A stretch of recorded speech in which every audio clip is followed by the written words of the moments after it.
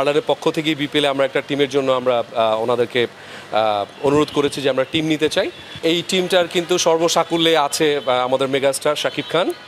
আমরা সাকিব আল হাসান তো বাংলাদেশ ক্রিকেটের একটা বড় ব্র্যান্ড, কারোর সাথে কন্ট্রাক্ট আছে কিনা এই বিষয়গুলো আসলে আমি এখন বলতে পারছি না আসলে বিষয়গুলো। বিনোদন এবং ক্রিকেটটা একসাথে আগে থেকেই ছিল, এবার আরও বেশি করে হবে ইনশাল্লাহ। আচ্ছা, প্রথমেই সবাইকে সালাম। যদিও আমি বিনোদনের মানুষ, এখানে সব স্পোর্টস জার্নালিস্ট, আপনাদের সাথে আমার প্রথম কথা হচ্ছে খুবই ভালো লাগছে যে বিনোদন এবং ক্রিকেটটা একসাথে আগে থেকেই ছিল, এবার আরও বেশি করে হবে ইনশাল্লাহ। আজকে বেসিক্যালি আমরা ইন্টারভিউ দিতে এসেছি। আপনারা জানেন যে সামনে বিপিএলের জন্য আজকে বোর্ড প্রেসিডেন্ট সাহেবের সাথে এবং বোর্ড মেম্বারদের সাথে আমাদের একটা ইন্টারভিউ সেশন হয়েছে। সেখানে আমরা ইন্টারভিউ দিয়েছি। আমরা পজিটিভ কিছু আশা করছি। এখন সত্যি কথা বলতে কি, বোর্ড প্রেসিডেন্ট এবং মেম্বাররা যে ডিসিশন নেবে সেটাই মেনে নিব। অনেক রুলস অ্যান্ড রেগুলেশন ছিল, সেগুলো সম্পর্কে আমরা জেনেছি। আমাদের মোটিভটা কি বা আমরা কেন এসেছি ক্রিকেটে সেগুলো সম্পর্কে আমরা ওনাদেরকে বিস্তারিত জানিয়েছি। তো সব কিছু মিলে একটা ভেরি গুড ইন্টারভিউ হয়েছে। আমরা তো আশাবাদী করতে পারি, বাট আমরা এখন বিসিবির উপর আসলে ওয়েট করছি তাদের ডিসিশনের উপর। ওনারা যে ডিসিশন নেয় সেইভাবে আমরা আগাবো আসলে। আচ্ছা, থ্যাংক ইউ সো মাচ। আমরা এসেছি রিমার্ক হারলান থেকে এসেছি। হারলানের পক্ষ থেকেই বিপিএলে আমরা একটা টিমের জন্য আমরা ওনাদেরকে অনুরোধ করেছি যে আমরা টিম নিতে চাই।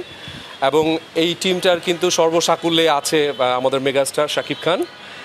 শাকিব ভাই এখন ইউএসএতে আছে, ওনার একটা নতুন ছবির উনি এক ট্রেনিং নিচ্ছেন। তো আমিও যেহেতু হারলানের এক্সিকিউটিভ ডিরেক্টর, তো হারলানের পক্ষ থেকে আমি এসেছি। শাকিব ভাই হোপফুলি খুব শিগগিরই বিসিবি যেটা জানাবে যে ডিসিশনটা, সেটার পরে হয়তো আমরা সবাই আবার একসাথে আসবো। বাট পুরো টিমের যে বিষয় আশয়গুলো আছে, আমরা যদি ওনারও বলি, সব কিছু মিলে এটা রিপ্রেজেন্ট করবে শাকিব খান।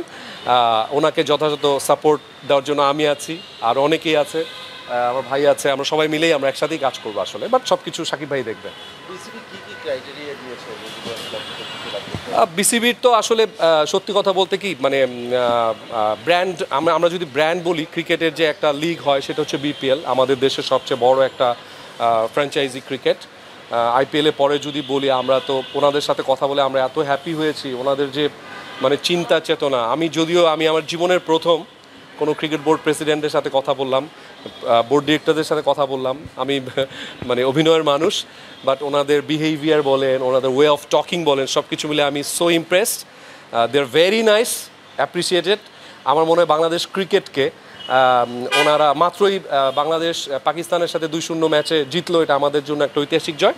ওনাদের কথাবার্তা শুনে আমার কাছে মনে হয়েছে যে আমরা বাংলাদেশ যে ফিউচারে অনেক দূর যাবে সেটা ওনাদের সাথে কথাবার্তা বলে বুঝলাম।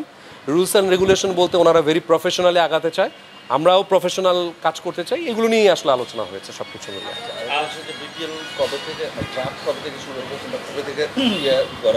আসলে আজকে তো শুধু ইন্টারভিউ সেশন ছিল, তো আজকে তো এত ডিটেল আমরা আসলে জানি না। এটা বিপিএল থেকে ওনারাই হয়তোবা জানাবেন যে কবে ড্রাফট হবে, হয়তোবা ওনাদের মাধ্যমে জানতে পারবে। আমরা আসলে এত ডিটেইল জানি না আসলে সব কিছু মিলে। ইমন ভাই, আমরা জানি যে আসলে শাকিব খান এবং সাকিব আল হাসান দুজনে আসলে হারলানের পার্ট, একজন ব্র্যান্ড অ্যাম্বাসেডার, একজন ওনার।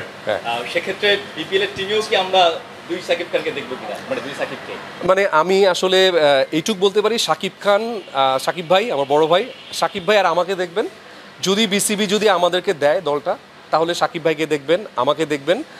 আর আমাদের টিমে আসলে কারা কারা এখন অন্তর্ভুক্ত হবে সেটা এই মুহূর্তে বলতে পারছি না। যদি আমরা টিমটা পেয়ে যাই তাহলে হয়তো আরও অনেক কিছু জানাতে পারবো। আমরা সাকিব আল হাসান তো বাংলাদেশ ক্রিকেটের একটা বড় ব্র্যান্ড আসলে। উনি কারোর সাথে কন্ট্রাক্ট আছে কিনা এই বিষয়গুলো আসলে আমি এখন বলতে পারছি না আসলে বিষয়গুলো। সো এটা যত টাইম যাবে তত বলতে পারবো। Thank you so much. আসসালামু আলাইকুম সবাইকে।